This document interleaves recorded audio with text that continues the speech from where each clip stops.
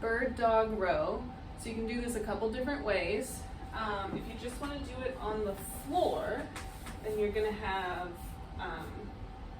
put your body in quadruped position or just hands and knees like this. Normal bird dog is lifting up opposite arm, opposite leg. So instead of lifting your arm, you're going to do a rowing motion while you lift the opposite leg. So back of the weight, like the back bell, goes to where your like front pocket would be. Trying to keep your hips stable and level the whole time.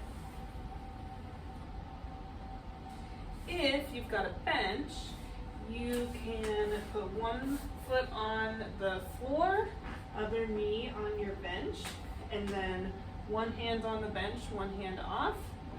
And then when you lift your leg, you're going to be supported on the leg that's standing on the floor, and then back down this way. So one note about setup, you don't want to be too close with your knees and your hands or your back's going to round. So try to put hand right under your shoulder and knee right under your hip. So you've got a nice flat back there.